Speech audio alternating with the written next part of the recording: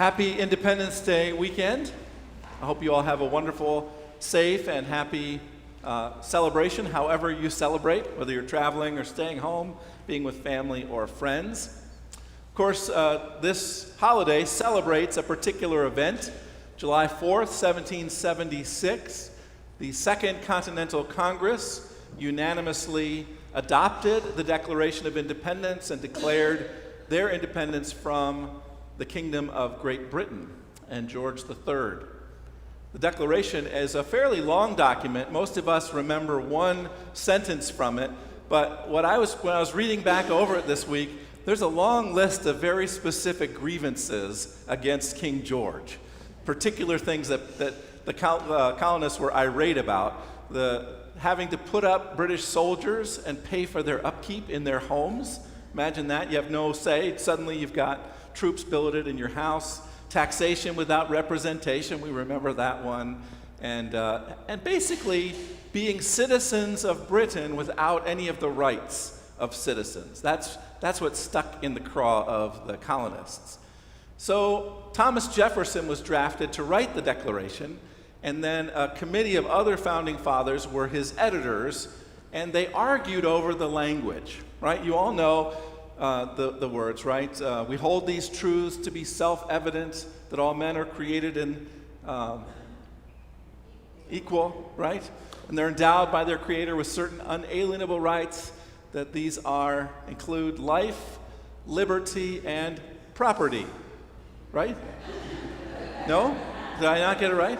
Oh, well, that was the argument. Many of the founding fathers wanted the classic words were life, liberty, and property. That's what the philosopher John Locke from the English Enlightenment had said were the natural rights of man, were life, liberty, and property. And many of the founding fathers, right, the members of that Congress were all wealthy landowners. They weren't really interested in the non-wealthy non-landowners. They weren't interested in women, minorities, etc. This was white, wealthy landowners, and they wanted laws that would protect their property. So they're like, we want property in there. And Thomas Jefferson said, no, I want to include this other word, which is right. And we all know what that means, right? It means I get to do whatever I want, however I want, whenever I want, right? Pursue my happiness. No? That's not what Jefferson meant. That's what we often mean. But what Jefferson meant, he was borrowing from another group of Enlightenment philosophers. These guys were really into the Enlightenment. They were excited about the grand dreams of kind of the reasonableness of human beings. And so they drew from the Scottish Enlightenment, and the pursuit of happiness was an idea that your happiness and my happiness only exist when everyone is taken care of. The pursuit of the common good, right? It's interesting. I used to live in Massachusetts, and that is not a state. Did you know that? It is the Commonwealth of Massachusetts. I think Virginia is also a commonwealth. There's several.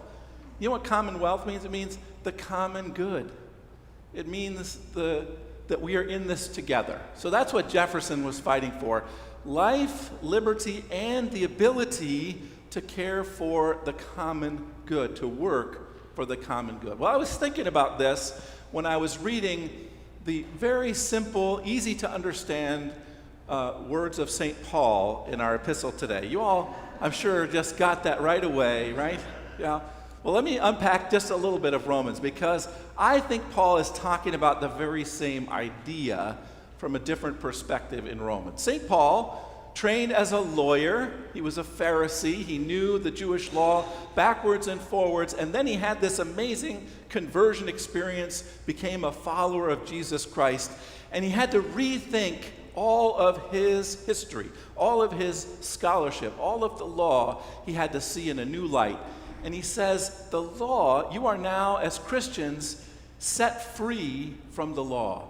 All those 400 and whatever it is commandments, you don't have to keep kosher laws anymore. You can have bacon, yay. You're not subject to the law in that way. You're free from the law. Just like the colonists were trying to be free from British rule and the laws of the British Empire. But Paul says that's not the most important part. Freedom from the law doesn't mean you can just do whatever you want. Remember that pursuit of happiness? He says back before you were Christians, and these were all people who converted to Christianity, you guys were a hot mess. You were lying, you were cheating, you were stealing, you were carousing, you were living very wicked lives. But then you became Christians, and you changed your life. You began to work on life in a different way, to love God and love your neighbor. Why would you want to go back, he said? Just because you're free from the law doesn't mean you should go back to those wicked ways. Freedom from is not as important as freedom to. What is your freedom for? What's it good for? What's it useful for? What does your freedom enable you to do? He said not to go back to your wicked ways. Instead, you have the freedom to love God and your neighbor because you want to, not because you have to. I hope you all know that in the Episcopal Church, you do not get a letter if you miss church. I don't write to you and say, your salvation is in jeopardy, get your butt to church right away. You just don't get those letters from me, right?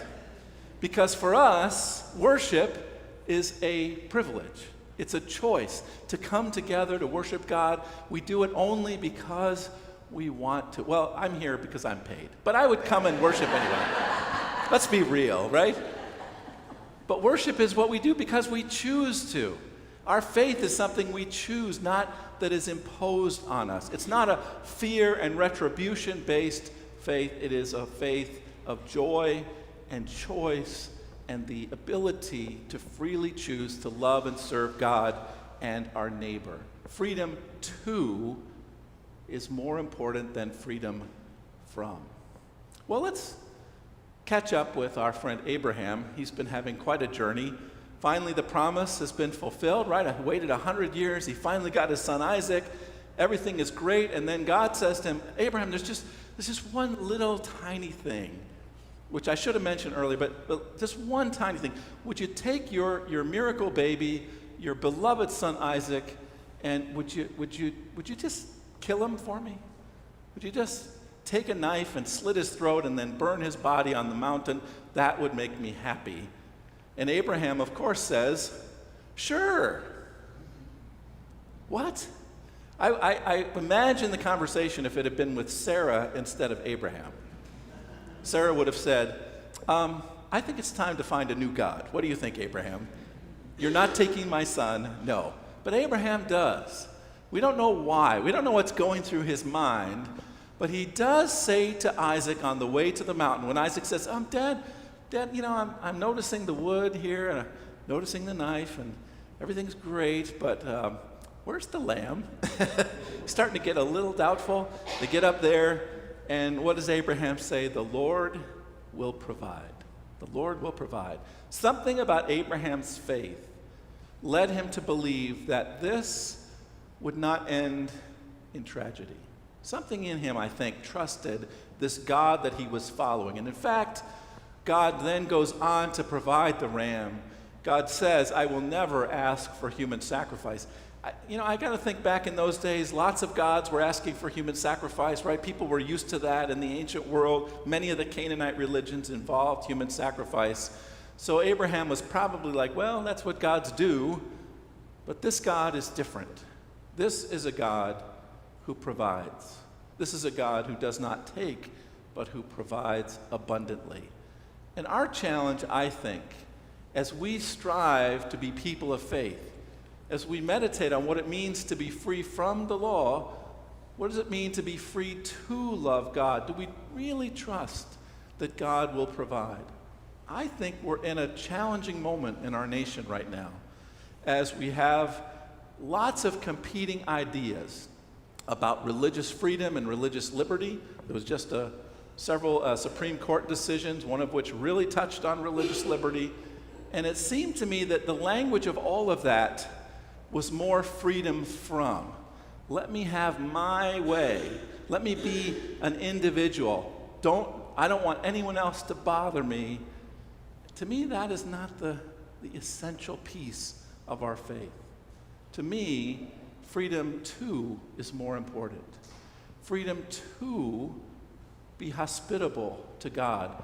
Jesus said, whoever offers even a cup of cold water in the name of a disciple will not lose the reward. Our job is not to cling to what we have, but to open our hearts and our hands and our minds to love and serve our fellow human beings. Freedom to love God with all our heart, soul, mind, and strength. Freedom to love our neighbor in the broadest sense is as ourselves, and to trust that in and amidst all of that, God will provide what we need. We don't have to be living in fear of one another. We can trust that even on the mountain, when Isaac is strapped to the sacrificial altar, that God will provide, that there will be a way forward, that there will be enough, that there will be love, that there will be hope. That was a turning point for Isaac, I'm sure, and for Abraham. It's funny, I don't know if Sarah ever spoke to Abraham again. It's not recorded in the Bible. But we do know that that set the foundation for the people of Israel to trust in their abundant God. And it set the precedent for us as Christians, freed from the obligations of the law, freed to live in generosity, in hope, and in love. May that be our course on this 4th of July and always. Amen.